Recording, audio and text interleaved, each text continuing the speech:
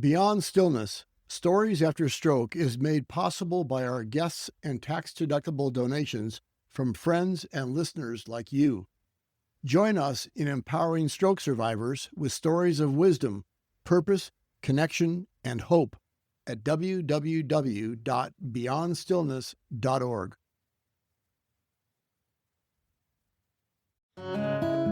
This week on Beyond Stillness, Stories After Stroke, we spotlight guest Kalvin Randle from Chicago, Illinois. He suffered 2 strokes at the age of 55. Kalvin built houses for 34 years. He sees parallels between reconstructing a house and reconstructing life after a stroke. In this episode, he offers tools that help him reconstruct his life. Thank you for joining us for part 2, Kalvin Randle's interview.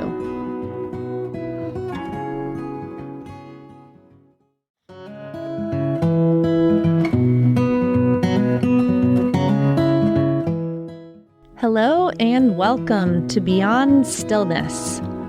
Stroke offers a powerful, life-changing shift in perspective. Each colorful memory creates a parable for life's greater teachings, a compass for journeys ahead, and inspired wisdom for unique growth. This radio show, Beyond Stillness, offers an hour of pause for storytelling and reflection. Ultimately, Beyond Stillness is a welcoming environment that reveres the moment beyond stroke's paralysis. Still moments unite humanity and divinity. I'm your host, Molly Bucola.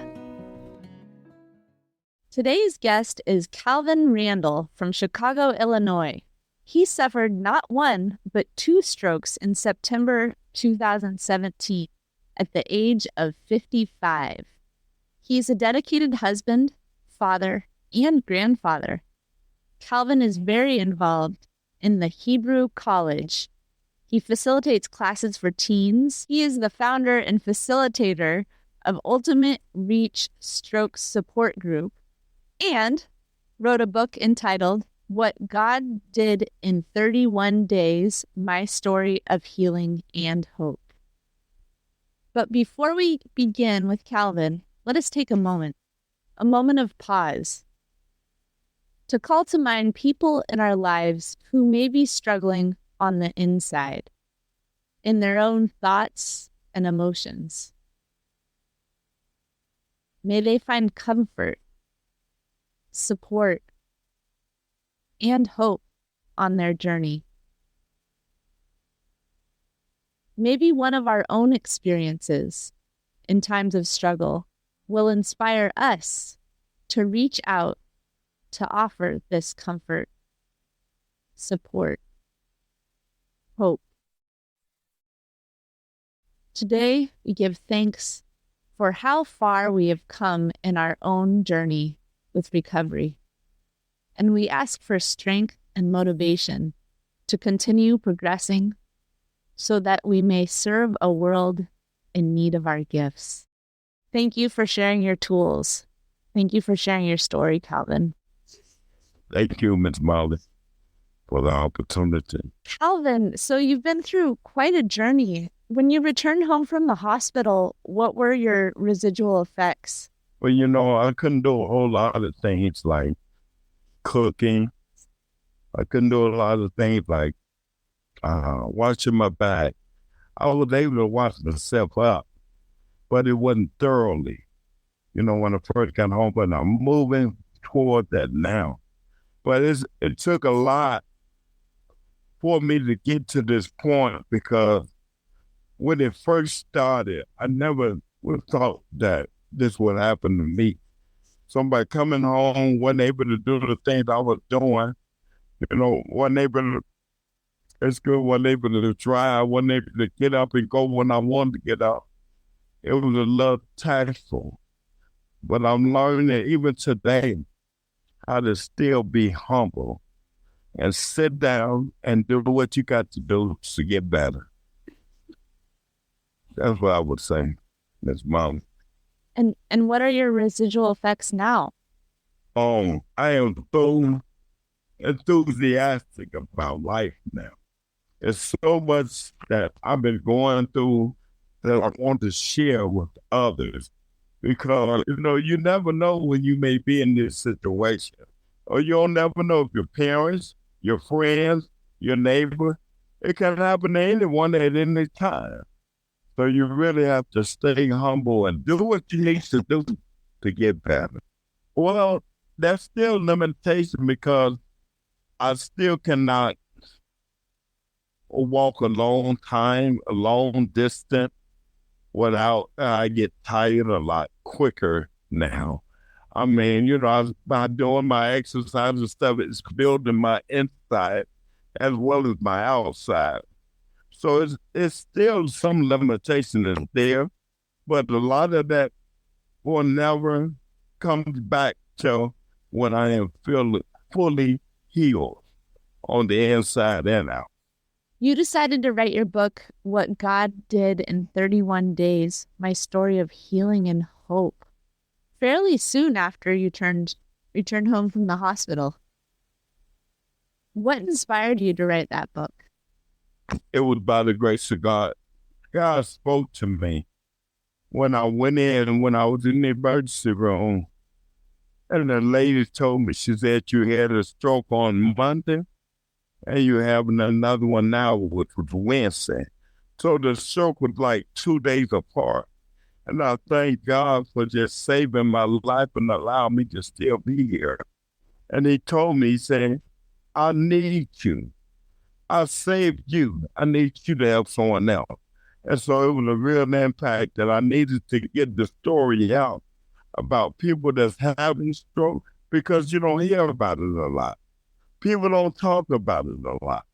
But I'm one here today to talk about it, to get it out there so we can be heard. That's so helpful.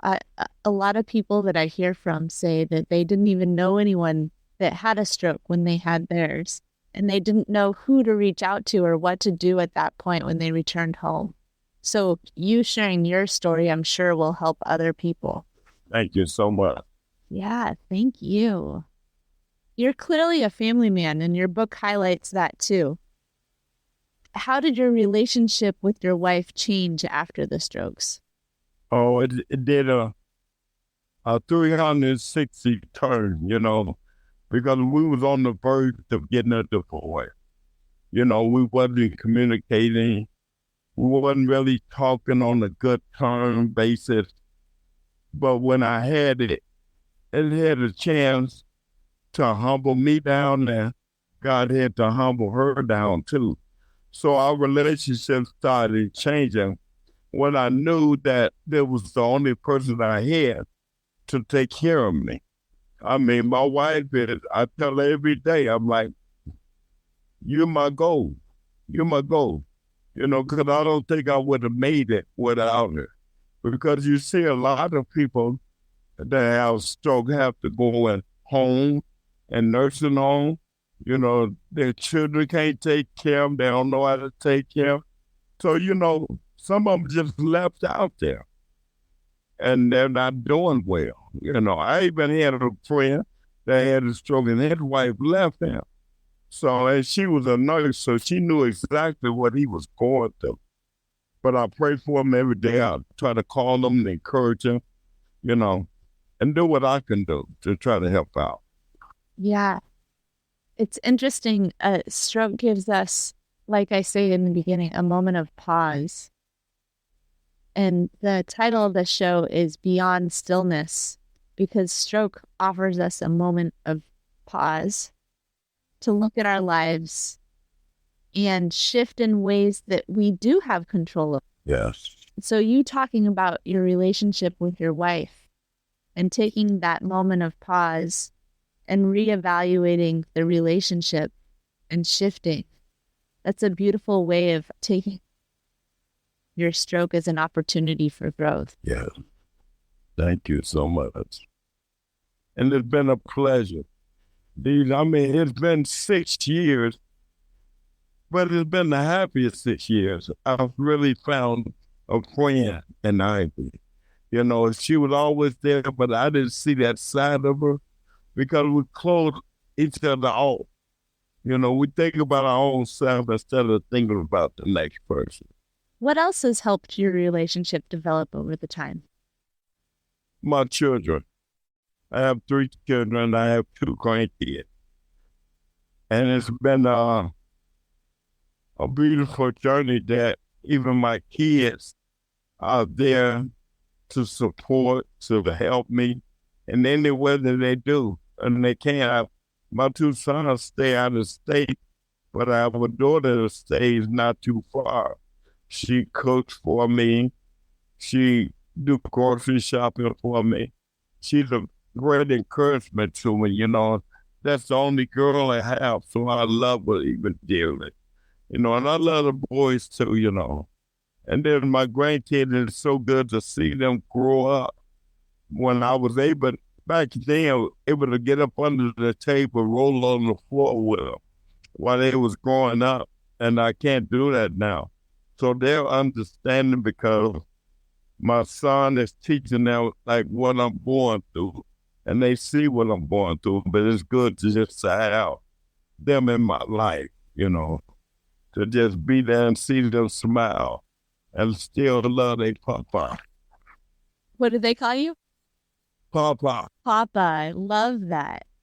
How has your emotional relationship shifted with your kids? Oh, that changed too a lot, the emotional part. You know, whenever they always did for me, but it's like they go overboard now, you know, since I'm a little injured now.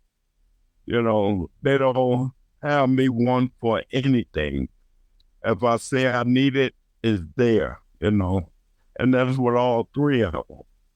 So they're a great light to my life. Yeah, you mentioned your relationships with them are a motivation for your physical therapy, even. Yes, that's it is. Because in the book, I gave each one of them to write their story, how they felt about me before and after the stroke. So they really encouraged me, let me know how they really was feeling when this happened. You know, a lot of time we didn't get together, we didn't get along at first, you know, but time brings about a change in everybody's life. You know, and I'm not saying I'm happy I had this stroke, but I'm glad to know what I know now from having this stroke. That we have even got even closer. It's really important to give family members space to voice what's going on in them too throughout your recovery process. And I love that you gave them an opportunity to do so by writing a chapter in your book. At one point in your story, you talked about what you do when you get overwhelmed or sad or depressed. Yeah. Can you tell us more about what sends you into those moments and how you pull yourself out? That's a good question, Bobby. Very good question. Bobby, being a man that I worked construction for 34 years, I had 2 and 3 jobs when I was coming up, so I could provide for my family. So they didn't have no need or want for anything. So to be down, you know, you feel, I mean, that's the first inclination that, oh, I'm down, I want to be in a pity party. But when you have done all you can do, you don't need to be in a pity party. You know, you got everything you need in your life. You got your children. I have my children, my wife, the grandkids, you know. What more a person can ask for? You know, so I don't want to be greedy.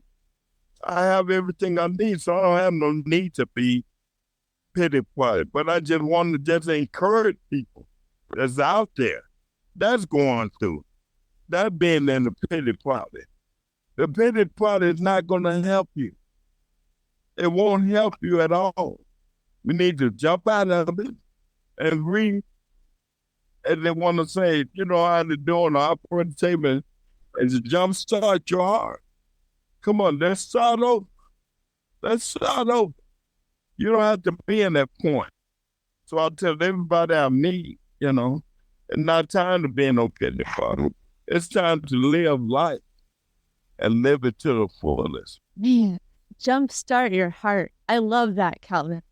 Jumpstart your heart. So what you're telling me is when you spiral downward like that, you give yourself a talk like you just gave us, a little bit of a pep talk. Or when I do, I may even call one of my children, and let them know what I'm going through or the way I'm feeling. And they say, Dad, you're not going to be like that always. Come on now, come on out of it. It's going to be all right. And they encourage me. And that encouraged to pull me out of it, Or coming as the wife come and give me a kiss on the forehead. That pulls me out of it, It's certain things that can trigger you to move another way. And so the family have been there to help me. I thank God for them. Yeah, I'm sure they thank God for you too, Kalvin. Another thing that you mentioned, both in your story and just now, is something that helps you pull out of that is reaching out to someone else to help them. And it doesn't have to necessarily be another stroke survivor, though we all need that help.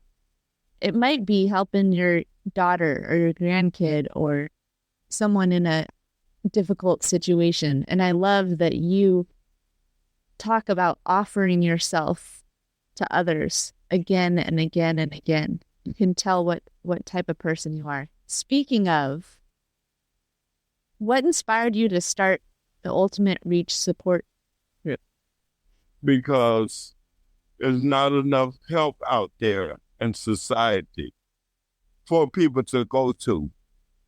I mean, there's some groups, they want to tell you can't be involved because maybe you're a different color, you're a different background, you're a different creed. No one should be, treated any kind of way in society. We all are God's creatures, and we all need to be helped. And wherever I can help out, even if I have to go over to my daughter's house, and the light people or the gas people might come over and just sit there and wait for them to come, I can do it. It's different ways you can help out, So I started a store group just to help the people in Chicago. Maybe they had because I had a facility at one time and we used to meet every week, but they got too much for me to meet every week in person. And so I started doing it on Zoom. We do it on Zoom every 3 months. We do it on a quarterly basis. So I give them something to look for, to be encouraged by. I may have a doctor on the line. I might have a neurologist on the line. I might even have, like my wife and my home giver. I may have her to speak or have what she's going through. So it's different ways we can help, but I need to really get this out in society because no one speaks about stroke victims. That's all you may hear, or they had a stroke and that's it. But our life is not, that's it. We still need to go forward. We need to still move on. So I'm here to help wherever I can to get better and stronger.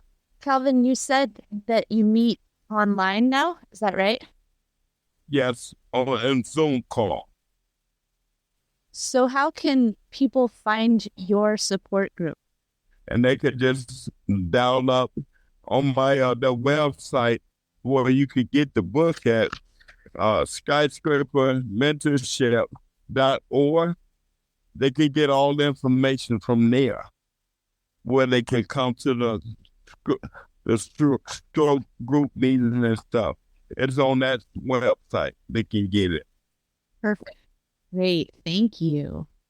When you first started the stroke support group, Ultimate Reach Stroke Support Group, how did you start it? How did you start the group? How did you get the word out? The reason why I did it, I told you God had told me to help someone else. So what I did to the hospital, I went to that when I had the stroke, look up in the mirror. They had a stroke group there. And I wanted to see how it was ran, to see some of the stroke victims and to tell my story. So I just said, well, let me go ahead and do it a little further. Those ones that have the stroke right now, why don't I just help them get to the next level they need to be at? So I just started the stroke group because of that, and God ordained me to do it. He told me to help someone, and that's my way of helping someone. Kalvin, you're such a vibrant person. You're clearly outgoing and you're engaging. And I'm sure the groups have helped a lot of different people from all walks of life. And sometimes people enter those groups and they might be not as outgoing as you are, but you're creating this space for each person to share their story and to listen to each other. So that's a beautiful thing. Yeah, that's one of the requirements that I have. I let the people know that we're going to have a round table. And sometimes whoever knows, we're going to let them share their story instead of listening to the same person every time. So it's good to hear someone else's story, because like I said, my friend Ricardo, his stroke was different, He had to lay on the operating table for almost 6 hours with his brain cut open in the back for the brain to go down. It was swollen. So, folks go through different ways, different things. So, you want to hear stuff like that. And you want the encouragement, It ain't like, well, I want to be in this business. No, it's more like you need the information. You need to know what happened. If this happened to my father, my mother, my sister, my brother, you need to know something, but we don't know what to do with people having stroke. That's all we need to do is call 911.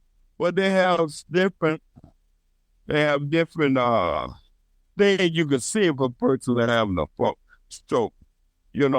That's called FAST, F-A-S-T. Face. Look at the person's face. If it's drooping, the arm, see if the arm is starts shrinking up or they hold it in a certain way. Make sure they're doing it right. Then C, you want to call. You want to get on the phone and call somebody. Call 911, And the E, take every step that you need to do to get it right. Thank you, Miss Molly. Yes, FAST. So FAST is another acronym, which is the face, make sure the face isn't drooping, like you said. The arms, see if they can lift both arms. The speech, is their speech slurring or not? And time. How quickly can the person respond? And also time is of the essence. It's important to get people to the hospital right away. It is. Kalvin, you're creating a community amongst your support group. Can you tell us about other groups that have helped you in your recovery? Maybe a church group or your school group or some physical therapists, your neighborhood. You mentioned your role as a father and a neighbor and a friend, etc. But I'm also wondering what groups have helped support you in your recovery process. I can only say the ministry that I've been in.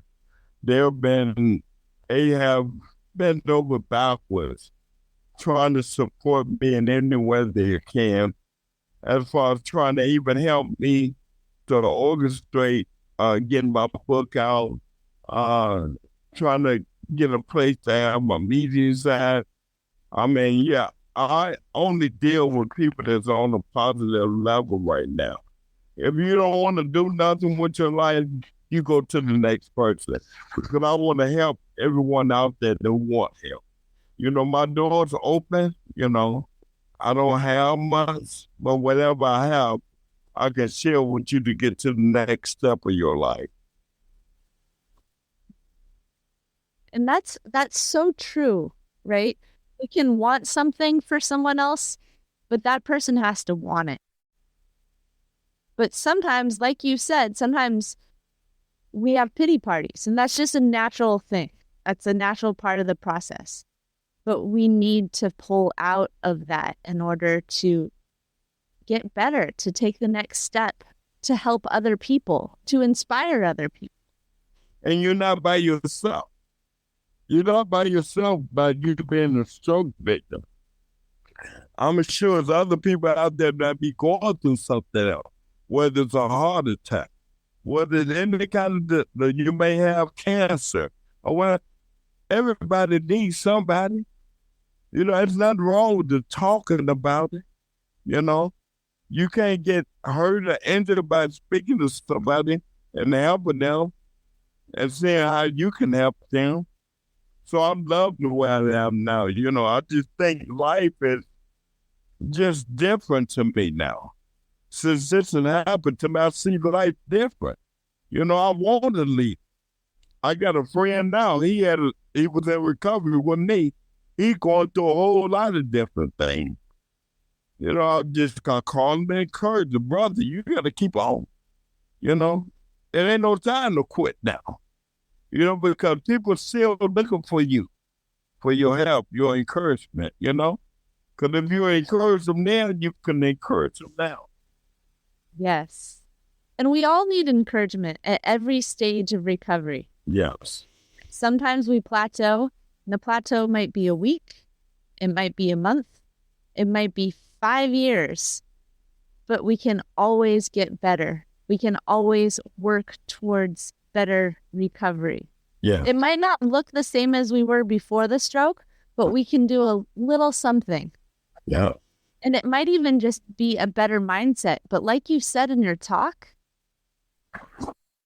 there are ways that you're a better man now. It changed you. Everything changing. When people have a heart attack, they change. You may not see them change on the inside, but trust me, they change on the outside. They don't even think the same. Life is so good to be around. Nobody want to be gone. I know we all have to leave one day because we're only in the shell. This body's only a shell. We just here in it for this time. But I like to make time of my life, helping people, talking to people, loving on people, learning people, they learning me, and let's move on. Kalvin, it's clear you're an inspiration for many. Can you think of 3 people that have been inspirations for you along the way? I have a total of, it was when I did my last stroke support group, I had 17 people on the call. And I can say 10 of them I was in recovery with. And they always encouraged me. And to this day, they're still calling and say, hey, Cal, you doing all right? We haven't heard from you in a while. I'm here. I'm just revamping things. You know, I'm trying to restructure things in a different way. But yeah, I get a lot of encouragement as well. You know, just feedback on me. Say, hey, you okay? If I know you're okay, I'm okay. It's a guy, his name is Mills. He's a police officer. He's faithful. There's nothing wrong with him. He never had a stroke or nothing. But when I had the stroke, our friendship got even closer. And he called me every Friday. He said, "Are you okay, man?" I said, "Yeah." I said, "Can I call you a friend?" He said, "Yeah, you call me a friend." And he said, "I am your friend." To be a friend is how you be a friend. So, we talk every Friday. Every Friday call and check on me. There's a lot of people check in on me, and I appreciate it. That consistent communication is important. It is. It boosts you up when you're down, because you don't never know what you may be going through each day. You never know. I mean, you might be feeling real bad from therapy one day and just tired and don't want to be bothered. But you get that one call that's about, "Hey, man, I was just thinking about you. I just wanted to just hear your voice." And that would encourage someone. That will move a person to the next level they need to be at. And that's what I want to live my life, so I can encourage someone else. There's a gal I spoke with that said her friends didn't quite know what to do, how to support her after she had her stroke. But there was one acquaintance that texted her every day she was in the hospital and for months after she returned home. And she said just looking forward to that text made her know that she was supported and loved. And sometimes it's our best friend that does it, but sometimes they don't know what to do. Yeah. And so the man who reached out to you and still reaches out to you on Fridays is a great example Yes. of ways that we can help each other. Yeah. That's so true. Yeah. Kalvin, what's one message you'd like to offer your fellow stroke survivors? I want to say one thing I would tell you to do is to hold your head up, because tomorrow is a better day. What you're going through today may not be tomorrow. We take each day as we can and appreciate the days that you are here. So hold your head up, I would tell you. Just hold your head up. And if you need someone to call me. Get in touch with me.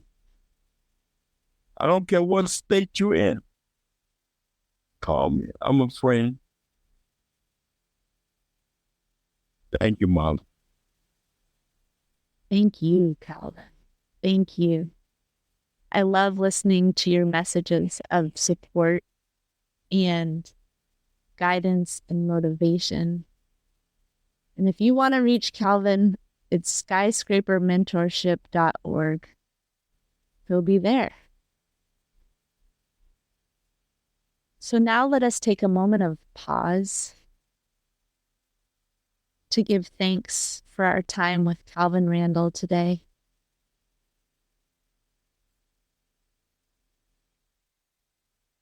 A moment to think about the people in our lives who have offered support, inspiration, motivation. For them, we give thanks. We think of the tools that Kalvin offered us, the tools of patience, connection, confidence.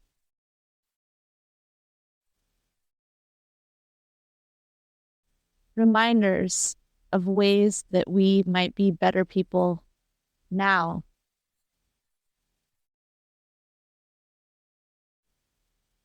And we give thanks. And again, like we did at the beginning, we call to mind people who might need support, love, inspiration, encouragement. And we ask for courage that we may step up and offer those things to the people in need. May we support each other and cultivate community.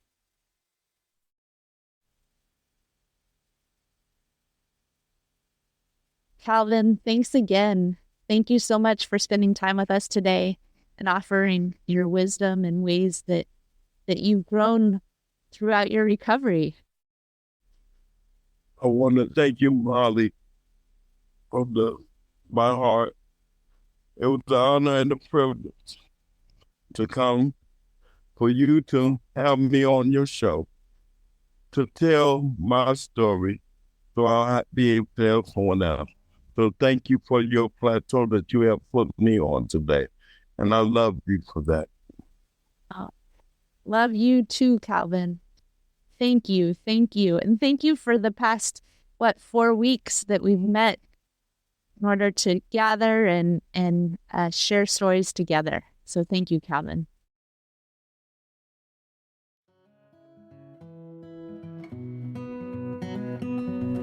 Thank you for devoting time and space to listen to Part 2, Kalvin Randle's interview. For the full story, please listen to Part 1, Kalvin Randle's story. Each colorful memory creates a parable for life's greater teachings, a compass for journeys ahead, and inspired wisdom for unique growth. In this episode of Beyond Stillness, guest Kalvin Randle offered his story entitled Tools for Reconstructing Life After Stroke. He shared how tools of patience, confidence, connection, service, and reminders of motivation and lessons learned have helped him rebuild his life. If you enjoyed this moment of pause for storytelling and reflection, please like, share, or subscribe to the Beyond Stillness Stories After Stroke podcast. Again, thanks for listening. And remember, as part of the stroke community, you are more than supportive. You are inspirational.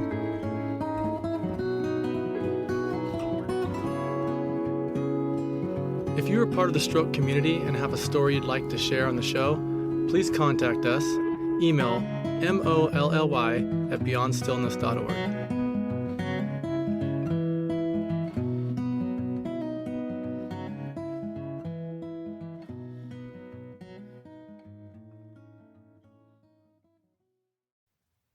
Beyond Stillness, Stories After Stroke is made possible by our guests and tax-deductible donations from friends and listeners like you. Join us in empowering stroke survivors with stories of wisdom, purpose, connection, and hope at www.beyondstillness.org. Another way to support is to like, share, or subscribe to our weekly show. Again, thank you for devoting time and space for this week's episode of Beyond Stillness, Stories After Stroke.